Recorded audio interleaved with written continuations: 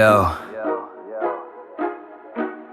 परदेसी स्क्वाड। अस्सलाम everyone, this is your boy Mohsin Ali और आप देख रहे हैं हमारे यूट्यूब चैनल वर्चुअल गाइड। हाँ, आज का वीडियो ना तो कोई ट्रैवल ब्लॉग, फूड ब्लॉग या कोई बिजनेस आइडिया है, बल्कि जैसे कि आपने टाइटल पढ़ा, आखिर हड हराम कौन। तो किस्सा कुछ यूँ शुरू होता है कि इन 7 महीनों से जब से मैं पाकिस्तान में हूँ, मैं इस हद तक फारिग बैठा कि कभी एक कमरे में, कभी दूसरे कमरे में, कभी स्टूडियो में और कभी टीवी लॉन्च में। Seriously, what the fuck are you doing? ये सब करते करते मैं इतना तंग आ गया कि मुझे लगा कि यार जॉब ही ढूंढ लेते हैं, जॉब ही ढूंढ लेते हैं। थोड़ा सा एक्टिविटी होगी लाइफ में, कुछ थोड़ा सा डिफरेंट होगा तो बाकी चीज़ें करने का भी मज़ा आएगा। क्योंकि मैं एक ऐसे माशरे से आया था जहां पर job is just a click away. नहीं, कहने का मतलब ये नहीं है कि आपने एक क्लिक दबाया और जॉब मिल गई। कहने का मतलब ये है कि हर चीज़ ऑनलाइन। तो आप जब ऑनलाइन बैठ के अप्लाई करते हैं, you get a interview call, you get your self evaluated और 1 से 2 महीने में आपको 99% चांसेस है जॉब मिल जाएगी। अब जब जॉब फाइंडिंग प्रोसीजर आता है पाकिस्तान में, तो सबसे पहले मेरे लिए ये जानना थोड़ा सा मुश्किल था कि जॉब कैसे ढूंढी जाए। जब इस टॉपिक को हम समझ पाए कि जॉब कैसे ढूंढी जाए, तो उन वैकेंसीज में खुद को एवेल्युएट करना कि आप कहाँ फिट होगे। यहाँ पर सबसे पहली चीज़ कि आपको आपकी एजुकेशन के हिसाब से ही अप्लाई करना पड़ेगा, अदरवाइज आपका अप्लाई करना, आपकी application will not be well. खैर, जब इस प्रोसेस को हम समझ पाए तो पता चला कि आपको अपने बर्थ सर्टिफिकेट से लेके आपकी यूनिवर्सिटी की लास्ट डिग्री तक, आपकी फर्स्ट जॉब से लेके आपकी लास्ट जॉब तक, जितने भी एक्सपीरियंस सर्टिफिकेट और जितने भी एकेडमिक सर्टिफिकेट्स हैं, उन सब की फोटो कॉपीज करवानी है और एक 700 पेज की प्रोफाइल बना के TCS करना पड़ेगा। Oh my god!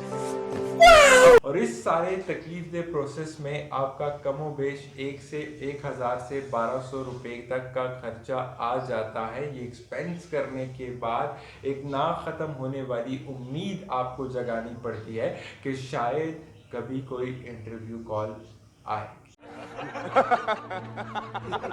अब एक क्वेश्चन मेरे दिल में, मेरे दिमाग में चलता रहा कि एक नौजवान नस्ल जो कि ऑलरेडी अपनी स्टडीज़ ख़त्म होने के बाद जॉबलेसनेस की वजह से बहुत ज़्यादा फ्रस्ट्रेटेड है, जब वो इस सारे प्रोसीजर से, तकलीफ दे प्रोसीजर से गुजरती है और अपनी पॉकेट मनी से ये एक्सपेंस करके अपनी सीवीज भेजती है और इंतज़ार करती है।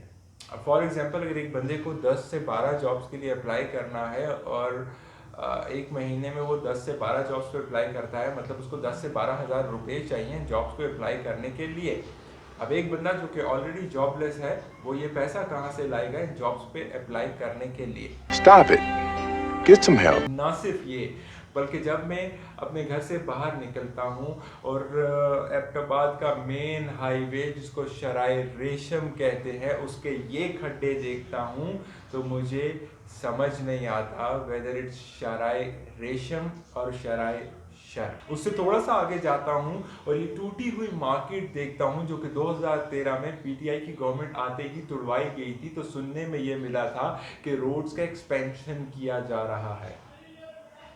पहले खुशी हुई, फिर उम्मीद जागी कि एबटाबाद के रोड भी खूबसूरत और बड़े दिखेंगे, लेकिन अफसोस के साथ कि आज 13 साल के बाद भी वो रोड वैसे ही खड़े हैं, खड्डों भरे, और वही ट्रैफिक जो दिन ब दिन बढ़ता चला जा रहा है और इसका कोई निज़ाम नहीं। Wait a minute! Who are you? खैर, वापस आते हैं टॉपिक की तरफ। तो इन 7 महीने में इस हद तक मैं फारिग बैठा कि अब फारिग बैठने के अलावा कोई और काम करने का कोई सवाल ही नहीं पैदा होता। वो बंदा जो कि 14-14 घंटे ड्यूटी करने के बाद भी अपना कैमरा उठा के बाहर जाके ब्लॉग बनाने से तंग ना होता था, इन 7 महीनों ने मुझे ये सिखाया कि घर पर सुकून से कैसे बैठा जाए। आज अपने कैमरा को उठा के, अपने माइक को उठा के पब्लिक में निकल के एक वीडियो बनाना, एक ब्लॉग बनाना मुश्किल लगने लगा है एक ऐसे बंदे को जिसने कभी पैशन समझ के ब्लॉगिंग को अपनाया था। मुझे समझ ये नहीं आता भाई कि आखिर हड हराम कौन। हमारी गवर्नमेंट का ये स्ट्रक्चर जिसने चीज़ों को इस हद तक मुश्किल बना दिया है कि कोई करना भी चाहे तो उसके लिए करना पॉसिबल नहीं।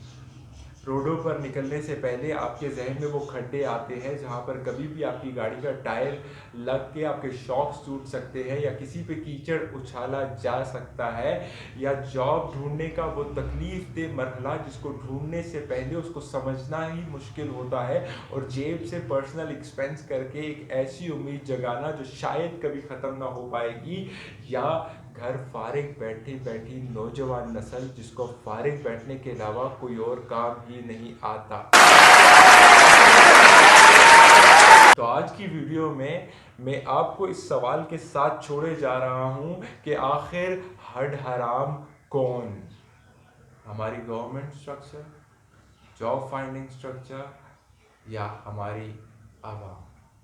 अगर जवाब मिले तो यार नीचे कमेंट बॉक्स में ज़रूर बताना कि आखिर हड हराम कौन। This is Mohsin Ali signing off. Thank you very much. Thanks a lot.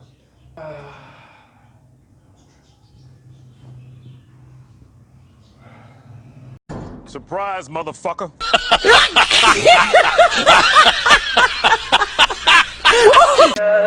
Tell me pretty lies, look me in the face.